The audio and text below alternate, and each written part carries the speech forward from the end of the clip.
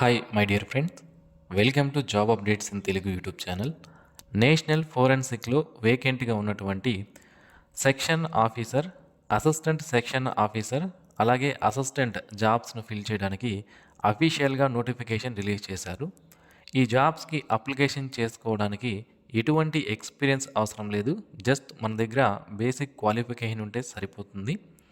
And salary per month మనం apply చేసే పోస్టును బట్టి, అంటే మనం ఎస్ఓకి అప్లై చేస్తున్నామా, ఏఎస్ఓకి అప్లై చేస్తున్నామా, లేదా అసిస్టెంట్ అనే జాబ్కి అప్లై చేస్తున్నామా అనే దాన్ని బట్టి మినిమం 50,000 నుంచి 1,00,000 వరకు శాలరీస్ అయితే ఉంటాయి. సో ఒక్కొక్క పోస్ట్ని బట్టి శాలరీస్ అనేవి వేరీ అవుతాయి. అండ్ క్వాలిఫికేషన్ మాత్రం అన్ని జాబ్స్కి ఒకటే క్వాలిఫికేషన్ ఉంటుంది. ఇందులో 3 రకాల పోస్టులు ఉన్నాయి: ఎస్ఓ, ఏఎస్ఓ అండ్ అసిస్టెంట్. మీకు క్వాలిఫికేషన్ ఉంటే ఈ 3 రకాల జాబ్స్కి కూడా అప్లికేషన్ అనేది చేసుకునే అవకాశం అయితే ఉంటుంది. అండ్ ఈ జాబ్స్కి అప్లికేషన్ చేయడానికి టైం అనేది చాలా తక్కువగా ఉంది. సో కాబట్టి అప్లికేషన్ అనేది త్వరగా చేయడానికి ప్రయత్నించండి. చివరిలో సర్వర్ ఇష్యూస్ అనేవి వచ్చే అవకాశం అయితే ఉంటుంది. సో ఈ నేషనల్ ఫోరెన్సిక్ అనేది మనకి సెంట్రల్ గవర్నమెంట్ కింద వర్క్ చేసేటువంటి ఒక అటానమస్ ఇన్స్టిట్యూట్. సో కాబట్టి ఇవన్నీ కూడా పర్మనెంట్ సెంట్రల్ గవర్నమెంట్ ఉద్యోగాలు.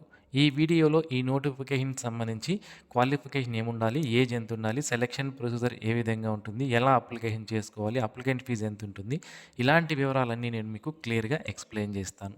ఇంకా ఎవరైతే మన యూట్యూబ్ ఛానల్కు సబ్స్క్రైబ్ చేసుకోలేదో, డైలీ ఇలాంటి జాబ్ అప్డేట్స్ మీరు మిస్ అవ్వకుండా పొందడానికి ఇప్పుడే మన యూట్యూబ్ ఛానల్కి సబ్స్క్రైబ్ చేసుకోండి. Dear friends, government of India NFSU నుంచి అఫీషియల్గా విడుదల చేసిన నోటిఫికేషన్ ఇది. ఇందులో సెక్షన్ ఆఫీసర్ 12 వేకెన్సీ ఉన్నాయి, డిప్యూటీ సెక్షన్ ఆఫీసర్ 14 వేకెన్సీ, అలాగే అసిస్టెంట్ 25 వేకెన్సీ కోసం నోటిఫికేషన్ రిలీజ్ చేశారు. ఇక్కడ మనకి ఎస్సీ, ఎస్టీ, అలాగే ఓబీసీ, నాన్ క్రిమి layer, economically weaker section and unreserved వాళ్ళకి ఎన్ని వేకెన్సీస్ రిజర్వేషన్ చేయబడి ఉన్నాయి అనేది మనకి ఇక్కడ క్లియర్గా ఈ టేబుల్లో ఇచ్చారు. సో మీ కేటగిరీకి సంబంధించి ఎన్ని వేకెన్సీ ఉన్నాయి అనేది మీరు ఇక్కడ చూసుకునే అవకాశం అయితే ఉంటుంది.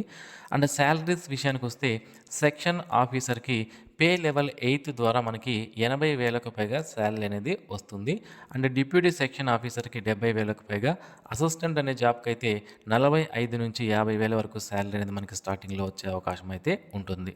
సో ఇవి approximate salaries. So exact salaries మనం వర్క్ చేసే ప్రాంతాన్ని బట్టి వేరీ అవ్వడం జరుగుతుందన్నమాట. ఇక ఈ జాబ్స్కి సంబంధించి ఎవరైతే అప్లికేషన్ చేసుకోవాలి అనుకుంటున్నారో ఆన్లైన్లో మనం అప్లికేషన్ చేసుకోవచ్చు. దానికంటే ముందు డీటెయిల్స్ అనేవి చూద్దాం. సో మినిమం క్వాలిఫికేషన్ ఏముండాలి అంటే మనకి సెక్షన్ ఆఫీసర్ అనే జాబ్కి సంబంధించి 21 నుంచి 40 సంవత్సరాల మధ్యలో ఉన్నటువంటి అభ్యర్థులు ఈ జాబ్స్కి అప్లికేషన్ అనేది చేసుకోవచ్చు. అండ్ ఇక్కడ ఎవరైతే bachelor degree in any discipline complete చేసి గుడ్ అకాడమిక్ రికార్డ్ ఎవరికైతే ఉంటుందో వాళ్ళు అప్లికేషన్ చేసుకోవచ్చు.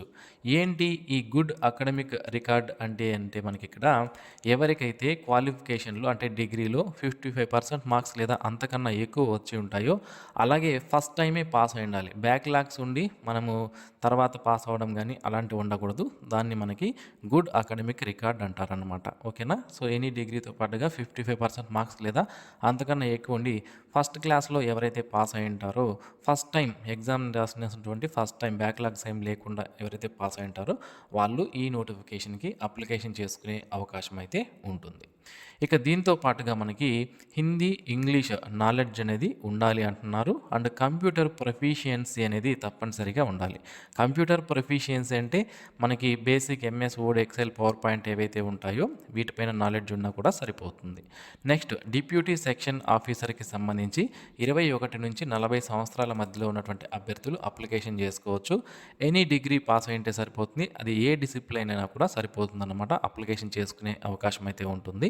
అండ్ దీనికి కూడా మనకి కంప్యూటర్ ప్రొఫిషియన్స్తో పాటుగా Hindi and English adequate knowledge అనేది మన దగ్గర తప్పనిసరిగా ఉండాలి అని మనకి ఇక్కడ క్లియర్గా మెన్షన్ చేశారు. అండ్ నెక్స్ట్ వేకెన్సీ వచ్చి మనకి అసిస్టెంట్. ఈ జాబ్స్కి 21 నుంచి 35 సంవత్సరాల మధ్యలో ఉన్నటువంటి అభ్యర్థులు అప్లికేషన్ చేసుకోవచ్చు. ఎనీ డిగ్రీ కంప్లీట్ చేసినటువంటి అభ్యర్థులు దీనికి అప్లికేషన్ చేసుకునే అవకాశం అయితే ఉంటుంది. మనకి ఏఎస్ఓ మరియు ఎస్ఓ అంటే సెక్షన్ ఆఫీసర్ మరియు అసిస్టెంట్ సెక్షన్ ఆఫీసర్ జాబ్స్కి మనకి గుడ్ అకాడమిక్ రికార్డ్స్ అనేవి ఉండాలి అన్నారు. అంటే మనకి 55% మార్క్స్ లేదా అంతకన్నా ఎక్కువ ఉండాలి అన్నారు. బట్ అసిస్టెంట్ అనే జాబ్కి మాత్రం అది ఏమీ అడగలేదు. అంటే జస్ట్ మీరు పాస్ అయినా కూడా ఈ అసిస్టెంట్ జాబ్కి అప్లికేషన్ అనేది చేసుకునే అవకాశం అయితే ఉంటుంది. అండ్ దీంతో పాటుగా computer proficiency and adequate knowledge of Hindi and English అనేది మనకి మ్యాండటరీగా అడగడం జరిగింది. ఇక ఈ జాబ్స్కి సంబంధించి సమర్థ్ పోర్టల్ ద్వారా మనం ఆన్లైన్లో అప్లికేషన్స్ అనేవి చేసుకోవాలి. ఏంటి ఈ సమర్థ్ పోర్టల్ అంటే ఇది అఫీషియల్ వెబ్సైట్ అన్నమాట. అంటే సెంట్రల్ గవర్నమెంట్ కింద సమర్థ్ పోర్టల్ అంటే మనకి సెంట్రల్ గవర్నమెంట్ కింద ఏవైతే డిపార్ట్మెంట్స్ ఉంటాయో, గవర్నమెంట్ ఆఫ్ ఇండియా కింద డిపార్ట్మెంట్స్ ఉంటాయి కదా, వాటిల్లో మ్యాక్సిమం ఎక్కువ డిపార్ట్మెంట్స్ని రిక్రూట్ చేయడానికి ఈ సమర్థ్ పోర్టల్ అనేది యూజ్ చేస్తారు. ఓకేనా. సో ఇందులో మనకి ఫస్ట్ మనం రిజిస్ట్రేషన్ అనేది చేసుకోవాలి. రిజిస్ట్రేషన్ చేసుకున్న తర్వాత మళ్ళీ లాగిన్ అయ్యి అప్లికేషన్ అనేది చేసుకోవాల్సి ఉంటుంది. సో ఫస్ట్ మీరు సైన్ అప్ అవ్వడానికి ఈమెయిల్ ఐడి అండ్ ఏదో ఒక పాస్వర్డ్ పెట్టుకోవాలి మీరు. దాని తర్వాత మొబైల్ నెంబర్, ఈ బేసిక్ ఇన్ఫర్మేషన్ ఉంటే మీరు రిజిస్ట్రేషన్ అనేది చేసుకోవచ్చు. సో ఈ సైన్ అప్ పైన క్లిక్ చేసి ఇక్కడ బేసిక్ ఇన్ఫర్మేషన్ ఇచ్చేసి సైన్ అప్ పైన క్లిక్ చేస్తే మీకు రిజిస్ట్రేషన్ అనేది కంప్లీట్ అవుతుంది. మళ్ళీ ఇక్కడ ఆల్రెడీ హ్యావ్ అన్ అకౌంట్ అని ఉంది కదా, దానిపైన పక్కలో లాగిన్ అనే ఆప్షన్ ఉంటుంది. ఆ లాగిన్ అనే ఆప్షన్ పైన క్లిక్ చేసి మీరు user name and user name అంటే మనం ఈమెయిల్ ఐడి ఇచ్చున్నాం కదా రిజిస్ట్రేషన్ చేసుకునేటప్పుడు, ఆ registered email ID and password మనం పెట్టుకున్నాం కదా, అది యూజ్ చేసి లాగిన్ అయ్యి మనము ఈ నేషనల్ ఫోరెన్సిక్ సైన్సెస్ యూనివర్సిటీ జాబ్స్కి అప్లికేషన్ చేసుకునే అవకాశం అయితే ఉంటుంది.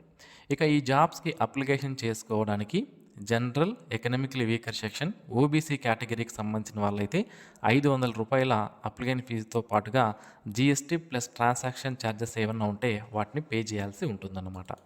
అలాగే SC, ST, person with disability, women కేటగిరీకి సంబంధించిన వాళ్ళు ఎవరైతే ఉన్నారో వీళ్ళకు ఫీజు నుంచి ఎగ్జామ్షన్ ఇవ్వడం జరిగింది. వీళ్ళు ఎటువంటి అప్లికేషన్ ఫీజు పే చేయాల్సిన అవసరం లేదు.